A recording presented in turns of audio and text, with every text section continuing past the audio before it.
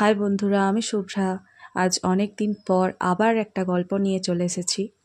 আজকের গল্প মানিক বন্দ্যোপাধ্যায়ের লেখা আর না কান্না। কান্না গল্পের 7 বছরের ছিচকাদুনে মেয়েটা মায়েরই আমায় অবাক করেছে। যেমন মা বাবা তেমনি মেয়ে, শুধু কান্না আর কান্না।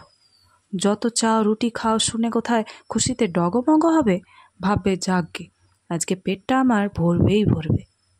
তা নয়, এক মুঠো ভাতের জন্য কান্না। রেশনের চালের ভাত, রুটি এমনি চিবোলে মিঠে লাগে, একটু গুড় পেলে মাখিয়ে নিয়ে হয়ে যায় একেবারে পাটিসাপটা পিঠে। রুটি খেয়ে পেট ভরে জল খাও, তার কাছে নাকি ভাত খাওয়ার পেট ভরা। চিড়েফোঁটার ডাল, এইটুকু তরকারি, তাই দিয়ে ছিঁড়ি আছে নাকি ভাত খাওয়ার? প্রাণটা ভাত চেয়ে চোঁ করে বইকি, ভেতো মনীষীর। বড়দের আরও বেশি করে, কিন্তু ভাতের থালা সামনে নিয়ে বসলে প্রাণটা যে আবার লাগসই পরিমাণে ডাল তরকারি মাছ চাই মশাই। শুধু ডাল হোক, শুধু একটা তরকারি হোক, তাই দিয়ে একদিস্তে রুটি মেরে দেয়া যায়। যেন একদিস্তে রুটি গরিবদের মেরে দিচ্ছে দুর্ভিক্ষ পোষক সদাশয় কংগ্রেস সরকার। রুটি স্রেফ ভুলিয়ে দেয় মাছের শোক। বাটি ভরা ডাল নেই, ভাজা নেই, তেল লাগে। চচ্চড়ি, শুক্তো, মরিচ ঝোল, ডালনা ফালনা যে কোনো একটা যদি থাকে তো 2 গ্রাসের বেশি ভাত মাখার মতো নেই।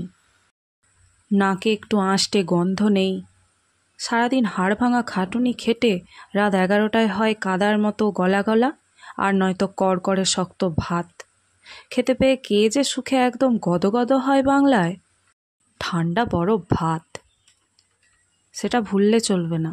রান্না হয় সন্ধ্যায়, গুদাম পচা সরকারি চালের মোটকা গন্ধেই বুঝি ন্যাকামের ভাতের জন্য কান্না বাড়ে। কর্তাকে গরম গরম ভাত দিয়ে খুশি করতে যে গিন্নি রাত 11টা পর্যন্ত উনানে কয়লা পোড়াবে, তাদের বাঁচিয়ে রাখতে যে কর্তা ব্যক্তিটা সকাল 8টা থেকে রাত 11টা পর্যন্ত খেটে মরে, সে মানুষটা গিন্নির সাথে কাব্যি করবে না, মারবে এক চাঁটি। গা ঘেঁষা ঘর, যতীনের 1 ঘন্টা ছেলে মেয়ে, আবদার তোলে শুনতে পাই, এবেলা রুটি করো মা, রুটি করো, করো না রুটি, আটা কম তো কম করে করো না, ভাতের সঙ্গে 1টা 2টো করে খাবো। বাবারে বাবা, কি রুটি তোরা খেতে পারিস, 1টা করে দিও। দাঁড়া দেখি হিসেব করে। হিসাব ছাড়া পথ নেই। সব বিষয়ে সব কিছুর গোনাগাথা ওজন করা হিসাব দিয়ে কোনো মতে দিন গুজরান। আটার পরিমাণ দেখে অবলা তার জীর্ণ পুরানো সেলাই করা ব্লাউজটা গা থেকে খুলে ফেলে দিতে দিতে সিদ্ধান্ত ঘোষণা করে, না, এবেলা রুটি হবে না। শুধু এবেলা নয়, এ হপ্তার বাকি কটা দিন আর রুটি পাবে না কেউ। ভাতের সঙ্গে 2খানা 1খানাও নয়। সকাল 8টায় বেরিয়ে রাত 11টায় ফিরবে যে মানুষটা, কদিন তার বাইরে খাবার জন্য রুটি করে দিতেই এ আটাটুকু লেগে যাবে। বাইরে কিনে খেতে বড্ড খরচ। তবু আবদারের কলরব ওঠে ছোট দুজনের। তারা এখনও ভাবজগতের মায়া একেবারে কাটিয়ে উঠে বাস্তব জগতের কঠোরতা সম্পূর্ণ মানতে পারেনি। এখনও বুকে আশা নিয়েই আবদার করে। তবে এক ধমকে তারা থেমে যায়। 7 বছরের মেজ মেয়েটা ফোঁস করে ওঠে, তুমি সব বাবার জন্যে রেখে দেবে, আমরা ভেসে এসেছি। বাবা বলে কত কিছু কিনে খায়। তার গালে একটা চড় পড়ে সশব্দে। চর্চা পড়ে মেয়েটাই খায়। ওর স্বাস্থ্যটাও ভালো, খিদেও বেশি, ওই বেশি খাই খাই করে। অন্য 3জনেই রোগা দুর্বল। 10 বছরের বড় মেয়েটা তো প্যাকাটির মতো দেখতে। ওদের গায়ে হাত তুলতে ভরসা হয় না, হয়তো মরেই যাবে। খিদের কাতর বাপের চড় খেয়ে চাষির যে ছেলেটার মরে যাওয়ার খবরের কাগজে বেরিয়েছে, তার মতো। অন্য 3জনকে বসে আনতে অনেক সময় শাসন জোটে, একা ওই 7 বছরের মেজ মেয়েটার। রোগা ক্ষীণজীবী বড় মেয়েটা 2-4খানা বাসন মাজে, ঘটিতে করে জল তোলে, ঘর ঝাঁট দেয়, দোকানে যায়। পুতুল খেলা ফেলে মেজ বোন দিদির সাথে হাত লাগায়।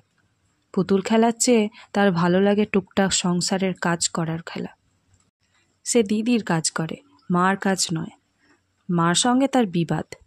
সে মিনতি করে বলে, দিদি আমায় দে না বাটিটা মাজি। মা বাটিটা এগিয়ে দিতে বললে সে শুনতে পায় না। ধমক দিয়ে হুকুম করলে অনিচ্ছার সঙ্গে ওঠে। পুতুলকে বলে যাও, বস বাছা একটু, পরে খেতে দেব, রাক্ষসী ডাকছে।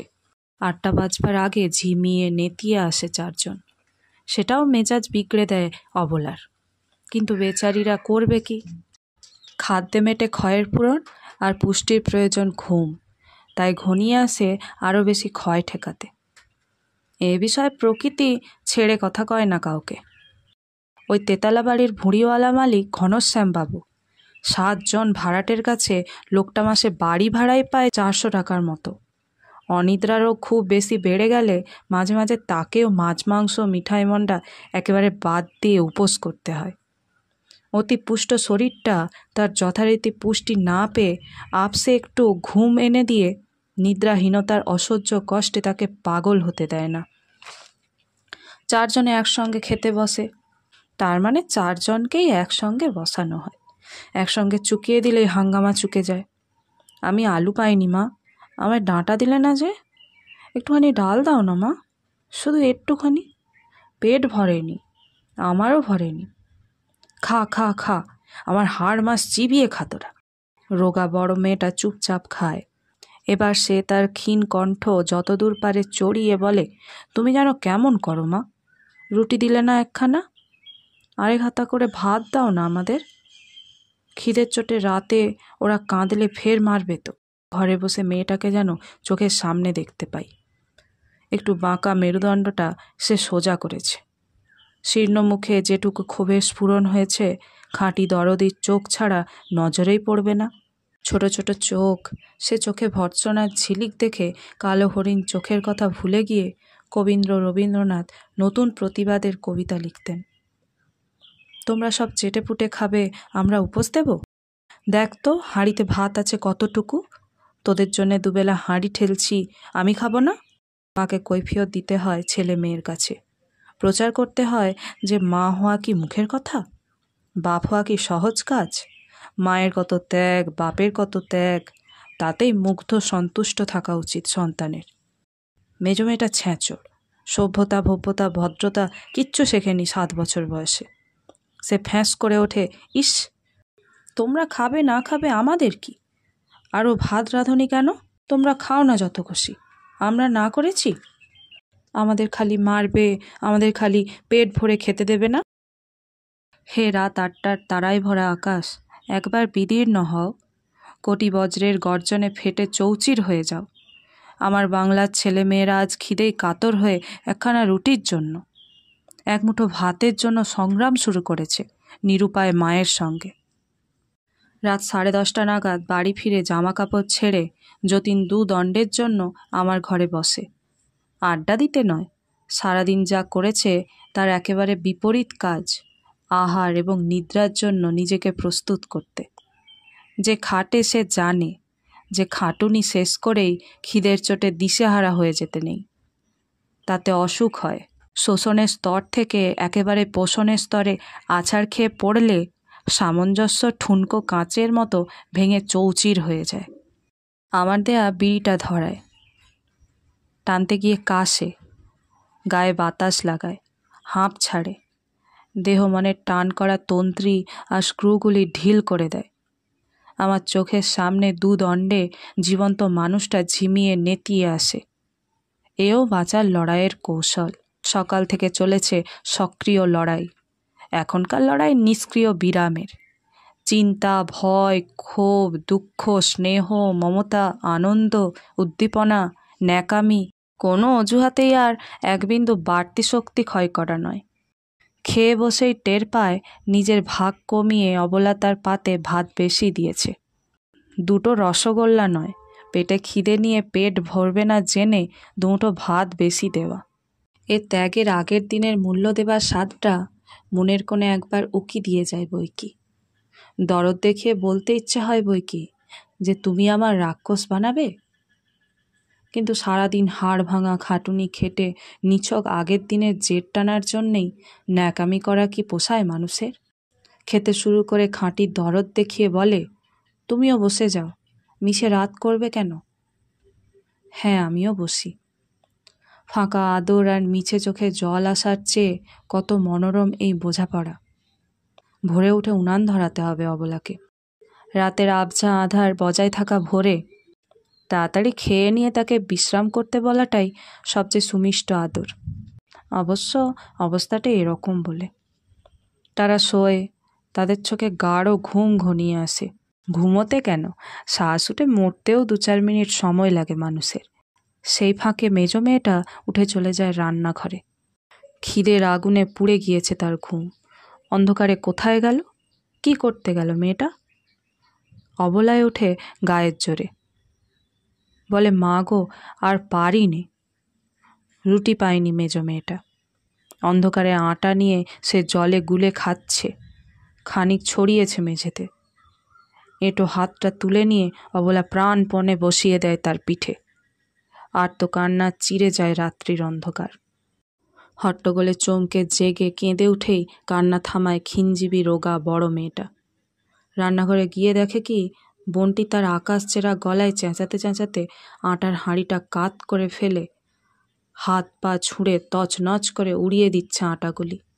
বাবা তার দাঁড়িয়ে আছে পুতুলের মতো।